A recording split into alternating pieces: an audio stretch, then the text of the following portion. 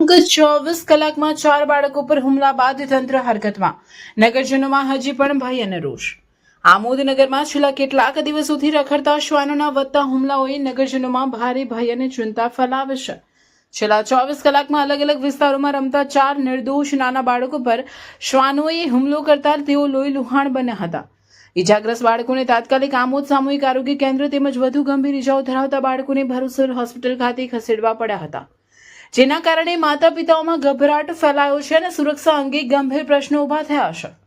ઘટનાઓ બાદ સ્થાનિક રહીશો મોટી સંખ્યામાં આમોદ નગરપાલિકાના મુખ્ય અધિકારી સમક્ષ પહોંચ્યા હતા અને લાંબા સમયથી ચાલી રહેલા શ્વાન આતંક અંગે ઉગ્ર રજૂઆત કરી હતી.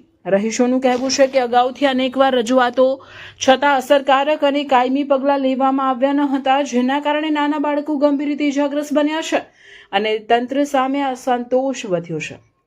નગરપાલિકા તંત્રના જણાવ્યા મુજબ માહિતી મળતા જ શ્વાન પકડના ટીમને તાત્કાલિક બોલાવી કુલ 11 રખડતા શ્વાનોને પકડી પાડવામાં આવ્યા હતા, જેમાં હરખવાના લક્ષણો ધરાવતા 2 શ્વાનોને ઓળખી અલગ રાખવામાં આવ્યા છે અને પશુ ચિકિત્સકની સલાહ બાદ આગળની કાર્યવાહી કરવામાં આવશે, જ્યારે બાકીના શ્વાનોને નગર બહારના વિસ્તારમાં મુક્ત કરવામાં આવ્યા હોવાનું જણાવાયું છે. મુખ્ય અધિકારીએ વધુમાં જણાવ્યું કે શહેરમાં કેટલીક જગ્યાએ લોકો દ્વારા શ્વાનોને ભેગા કરીને ખવડાવવામાં આવતા હોવાના અહેવાલ મળ્યા છે અને જો આવી પ્રવૃત્તિઓના કારણે શ્વાનો આક્રમક બની નાગરિકોને નુકસાન પહોંચાડશે તો સંબંધિત લોકો સામે દંડાત્મક કાર્યવાહી કરવામાં આવશે. ખાસ કરીને દરબાર રોડ વિસ્તારમાં શ્વાનોને ખવડાવવાના મામલે સંકળાયેલા લોકોને નગરપાલિકામાં બોલાવી ચેતવણી આપવામાં આવશે. નગરપાલિકાના જણાવ્યા મુજબ શ્વાન નિયંત્રણ માટે વિશેષ ઝોન બનાવવાની તથા સુરક્ષિત વ્યવસ્થા ઊભી કરવાની કામગીરી ચાલુ છે. નગરજનો માટે હેલ્પલાઇન તથા અધિકારીઓનો સંપર્ક નંબર જાહેર કરવામાં આવ્યા છે અને શ્વાન પકડના ટીમ 24 કલાક તૈયાર હોવાનું જણાવાયું છે. છતાં પણ નગરજનોમાં ભય અને અસંતોષ યથાવત જોવા મળી રહ્યો છે. અનેક વિસ્તારોમાં આજે પણ રાત્રિના સમયે વાહન ચાલકો પાછળ શ્વાન દોડતા હોવાના બનાવો સામે આવી રહ્યા છે. બાળકોને બહાર રમવામાં ડર લાગે છે અને નાગરિકો અસુરક્ષાની લાગણી વચ્ચે જીવન જીવવા મજબૂર બન્યા છે.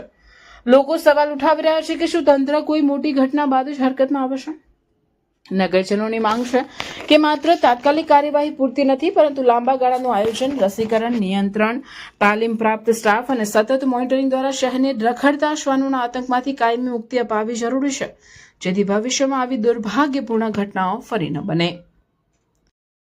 શું કહેશો સાહેબ, આજે 24 કલાકની અંદર નાના બાળકોને આજે શ્વાન કરડવાના બનાવો બન્યા છે, તેને લઈને નગરપાલિકા દ્વારા શું એક્શન લેવામાં આવ્યું છે? આજ રોજ નગરપાલિકાને જેવી જ માહિતી મળી કે કૂતરાઓ નાના નાના ભૂલકાઓને કરડી ખાધા છે, એટલે તાત્કાલિક નગરપાલિકા જે કૂતરા પકડનાર જે ટીમ હતી એને તાત્કાલિક બોલાવીને જે હડકવાના લક્ષણો ધરાવતા 2 કૂતરાઓ તેમજ અન્ય જે 9 કૂતરા એમ કરીને કુલ 11 કૂતરાઓ પકડેલ છે, તેમાં 2 કૂતરાઓને આઈડેન્ટિફાઈ કરીને અલગ રાખેલ છે. બાકીના 9 કૂતરાઓને અમે જંગલમાં દૂરના વિસ્તારમાં છોડી દીધેલ છે અને બાકીના જે 2 કૂતરાઓ જે છે જે હડકવાના લક્ષણો છે એને અમે આવતીકાલે પશુ ડોક્ટરને બતાવીને એને અમે શું કરવું એના માટે અમે આગળ વિચારણા કરીશું.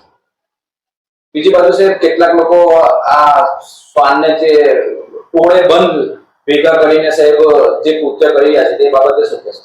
અમારા ધ્યાનમાં એવું આવ્યું છે કે આપણા આમોદ શહેરમાં લગભગ 2 થી 3 જગ્યાએ લોકો છે ને કૂતરાઓને દયાથી જ કે ફીડિંગ કરાવે તો ખવડાવે છે, તો એ લોકોને સ્પષ્ટ સૂચના આપવામાં આવે છે કે જો હવે અમારા ધ્યાનમાં આવશે અને જો એમને ફીડિંગ કરેલા એમને જો ભેગા કરીને ખવડાયેલા કૂતરાઓ જો કરડશે તો એમના પર સ્પેશિયલ દંડ નાખવામાં આવશે. અને જે મેસેજ મને આજે મળ્યા છે કે જે દરબારી રોડ પર એક ભાઈ જે કૂતરાઓને ખવડાવે છે અને એ કૂતરાઓ જે મોટરસાયકલ અને સ્કૂટરની પાછળ દોડે છે એને અમે કાલે સ્પેશિયલ નગરપાલિકામાં બોલાવીશું. આ પ્રવૃત્તિ બંધ કરે, નહીતર એને સ્પેશિયલ એના પર દંડની કાર્યવાહી કરીશું. આગામી સમયની અંદર જે ઠેર ઠેર અત્યારે જે શ્વાનનો આતંક વધ્યો છે તેની વસ્તીમાં ખૂબ જ વધારો જોવા મળી રહ્યો છે સાહેબ, અને આ બાબતને લઈને નગરજનોને તમે શું સંદેશ આપો? એના માટે અમારી આ બાબતમાં કામગીરી ચાલુ જ છે. કૂતરાઓને સ્પેશિયલ ઝોન બનાવી એને પ્રોટેક્શન સાથે રાખવા માટે અમારી નેક્સ્ટ કાર્યવાહી ચાલુ જ છે. સાહેબ માની લો કે કોઈ ફળિયાની અંદર છે આવા કૂતરાઓનો આતંક છે, જે બાબતની અંદર નગરપાલિકા માટે કોઈ હેલ્પલાઇન નંબર કે પછી મેસેજ આપવો હોય તો? એના માટે અમારી હેલ્પલાઇન નંબર ખુલ્લી જ છે. તેમજ જો કોઈ ગયું હોય તો સ્પેશિયલ મારો નંબર તેમજ અમારે જે પંડ્યાજી છે નરેશ પંડ્યા એનો નંબર પર ગમે ત્યારે ફોન કરો. અમે આ બાબતમાં કૂતરા પકડનારી ટીમ અમારી 24 કલાક તૈયાર જ છે. અમે એમને કઈ બી આવી તકલીફ હશે તો અમે તાત્કાલિક મદદ માટે દોડી જઈશું.